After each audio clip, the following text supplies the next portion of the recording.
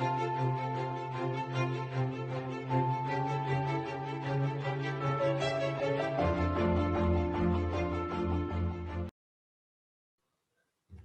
students, hi everyone. So today I'm here with a very interesting topic called as vocabulary.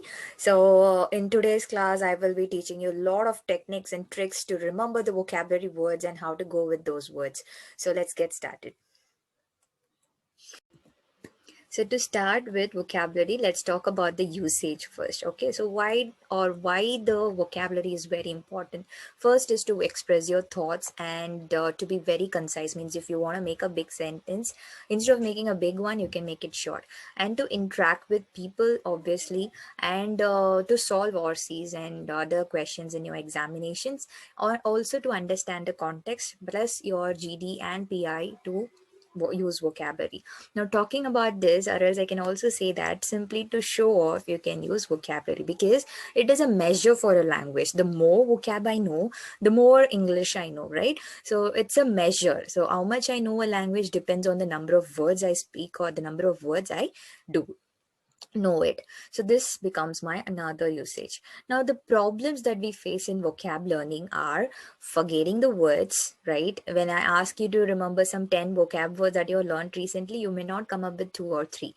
So forgetting is a major problem. And if I know the word, I may not know the meaning of it. Or at times if I know these two, I'll not be knowing the spelling of the word. Or at times what happen, if I know all of these, I will not be able to make a sentence out of it. So these are my common problems when I talk about vocabulary. So today's class, I'll be teaching you how to overcome these problems with simple techniques. Okay, the first techniques is named as etymology. Okay, and the second one I'm going to name it as root words, and the third one is called as mnemonics. So talking about etymology, what is the meaning of etymology? When I say logy, it means study. So etymology here stands for the study of the origin of words and the way in which the meanings have changed throughout history. So if I talk about etymology, let's talk about English first. So when I talk about English, you know the history of English, how it came into practice. So English being a very recent language, it has seven other classical languages. Majorly, when I say Hindi, not Hindi alone, Sanskrit and Tamil, these two languages are considered to be classical Indian languages. So during the what is it, British rule, we have lot of communications and vocab exchange. So therein, we got more words from languages like Sanskrit and Tamil into English. And also you might be noticing the word like any definition in Wikipedia, or let's say not every definition but some definition. Let's say for example biology. If you go for the definition of biology, what is the first word that you will learn or read? It will be like bio, the word coming from Greek. So logy is a term derived from Greek. So these says that these all are called as my etymology, origin of a particular word, from which language it is coming from, and how it came into practice, and what is the history behind it. So learning about this will make me connected to the word, and I'll not forget the word. Now let's say some example of words that has been derived from Indian roots. Okay, so I have the word loot. So English being a recent language, it looted words from other language, I said. So loot means to steal or to take it. So this is again another Hindi word I could say. Bungalow, which is a common word for us, which means a building. Good on. So all these words are coming from our origin. Papaya, mango, because all these are traditional usage words which cannot be, translated. So as it is, it goes. Even samosa, roti, all these are traditional and cultural words, goes as it is. Avatar is reincarnation, you can say. So avatar is another Hindi word. And I have jungle, which is also another good example. Now if you see, recently added words to our dictionaries are wala, yar, ayu. So these three words, what is the meaning of wala? When I say Mumbai wala, rickshaw wala, wala means a person. So this is also on recently added word. And I have yar. Yar means nothing but friend. So IO is added as an interjection. When I say interjection, it is an expression, okay, so which is a Tamil word. So all these are called as my etymology. Now let's come up with more example. Let me just show you a real word. Okay, now talking about this word juggernaut, it has an interesting root because this word is coming from our origin, our language. So talking about juggernaut, this particular word has been coming from Jagannath. Okay, you know the Jagannath's temple, which is a temple in Puri. So there is a story behind this word also. So there was this temple Puri, and where people were so much into traditions and rituals. So they have this Rath Yatra tradition, which is a very famous ritual which used to take place in that temple. So when we were under the British's thing, so there was a Britishman who was, looking around and wondering what was happening actually in the temple. So what happens is the people over the, there will be a idol. There is a huge, what do you call it, as a huge idol of Krishna inside the chariot, and the people has to circumambulate the temple. Circumambulate in the sense they'll have to go around the temple by pulling it. So this is a ritual for them to do it, and while doing this there were millions and millions of people, and due to the heavy crowd and huge people got crushed under the wheels of the chariot. So this particular incident was there in the British man's mind, and then he was just thinking like, why this has happened, why people are so ritual in India. So once he went back to his place, he was asked to name a military vehicle, since because he's an army man. So suddenly he remembered this incident and the temple, and he named a military vehicle as Juggernaut. So now the meaning of Juggernaut is something huge, heavy, and unstoppable. So how do I use this word? I can say it as the train came in a Juggernaut speed. Understood? So this is how I connect with the words by using etymology. Now, talking about the second technique, I have root words. Root words are nothing but prefixes and suffixes. Prefix is the word added before, and suffixes added after a word. So a basic word to which affixes, that is affixes is both prefix and suffix, are added is called root word because it forms the base of a new word. Now when I say root, it from that there are so many other branches. So one single root is going to give me some 20, 10 odd words. Okay, now let's suppose this word bio, dict, path, tele. So all these are root words. Now from bio, how many words I have? I have so many words, right?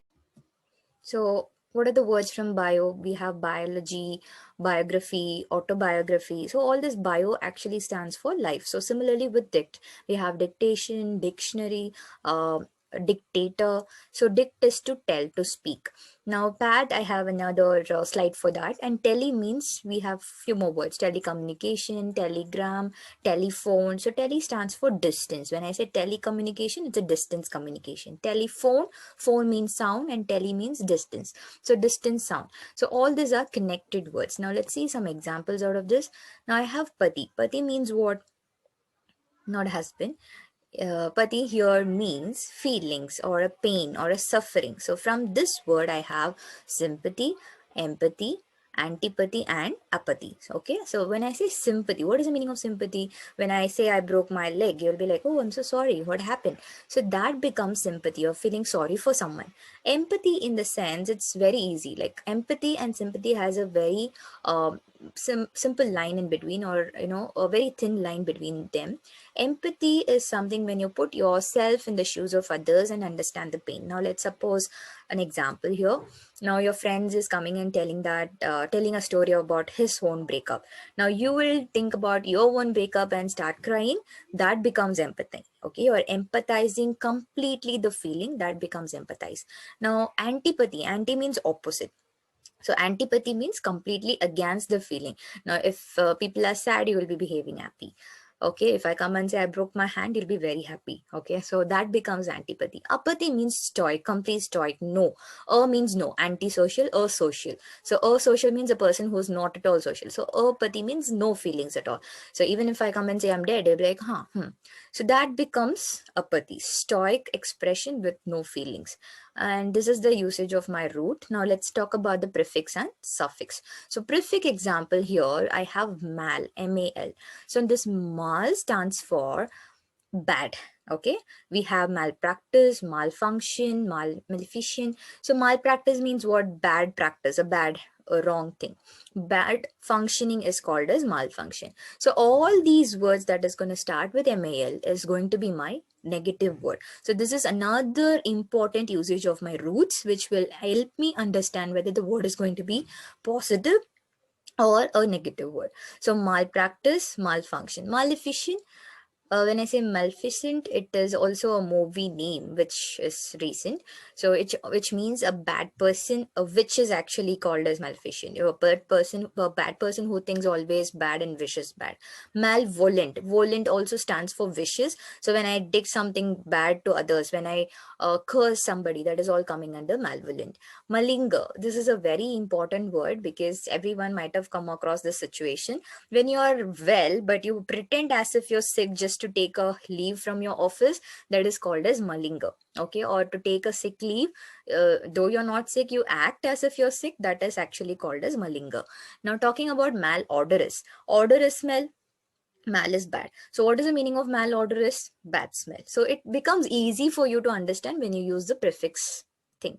Malediction, just now I said dict is to tell. Malediction becomes my bad saying again. Malfactor, if you are a person who reads newspaper, this particular word is a very common word.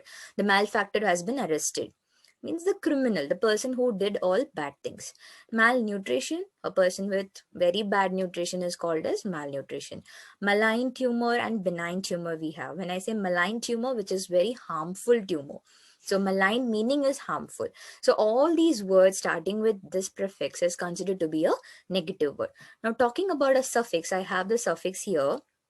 Side. Side means what? To kill the people. Okay, so now I have suicide, to kill yourself. Homicide is to kill others. Genocide is to kill a gene. Patricide is to kill the father. Regicide is to kill a kingdom. Fratricide is to kill the brother. Infanticide is for infants. Pest is for pest. Auxoricide is an important word. Let's say discuss the root. Oxer is the root for wife. Okay, so when I say auxoricide, if you're killing your wife, it is called as auxoricide. Insecticide for insects. So I know the meaning of side. So obviously every single word that is connected with this is going to be negative, which means to kill somebody, right? I'm not teaching anything bad. This is the suffix meaning, right? So by knowing the root, I can easily identify some 20 to 10 odd words meaning. Yes, so this is the usage of roots. Now the last technique is called as mnemonics. Now when I talk about mnemonics, the study and development of systems for improving and assisting the memory, which means now to remember something, I'm going to remember something else. Now if I want to remember the word lazy, I'm always going to remember my friend who is always lazy. So this becomes my mnemonics, right?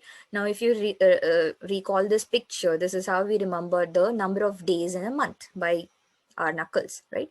So with a similar idea, we are going to remember you can use anything. You can use an image, you can use a rhyming word, you can use a person, you can even translate. All these techniques are going to be called as my mnemonics. Now let's see some example. Now this image, if you see, there is a person who is having a bigger size cap. So capacious is the word, which means very huge, or let's say very spacious. I bought a car which is very capacious. That means very much spacious. It can accommodate at least 10 people. So that becomes my capacious. So cap and spacious. Yeah. Here I'm remembering a words by breaking the syllable. Cap, spacious, and also the image is helping me to remember the word, right? Next technique is remembering the words by situation. This is very common because right now everyone knows what is quarantine, right? Because of the situation, we got to learn this word. When you find out our daily lifestyle is actually called quarantine, means being apart from others. Remembering the word by translating the movie names or anything. You can use any language for this. Usually it is not advisable to translate and speak, but you can translate and remember a vocab word. Okay. Robbers effected a clandestine entry into the La Casa de Papel and managed to spend several days there. Now, if you might have seen this series, you can remember the word. This is nothing but the robbers will enter, rob, and then does some robbery. That's it. So they do some robbery thing and then they loot a lot of money. So remembering a word from a movie or a series or any of the things that you like, that is also one way of learning a word. Now, what is the meaning of clandestine? Clandestine means secret. Okay, very furtive. Now, let's say, for example, my sister had a clandestine relationship with my neighbor brother. Okay, I don't have a sister, that's why I'm using this example. So when I say clandestine, which also means illegal, sort of very secretive and sneaky way, right? So this is another meaning of clandestine. And the last word for today is xenophobic. Now by seeing this person, everyone can understand what is the meaning of xenophobic: having or showing a dislike of or a prejudice against people from other countries. When one who hate foreigners is called as xenophobic. Okay, so remembering a person for remembering a word. So these all are called as my mnemonics. So we have learned three techniques to remember the words. One is your etymology. If you couldn't find etymology for a word, you can go for root words. If you could not find both of this, then you can use your mnemonics to remember the words.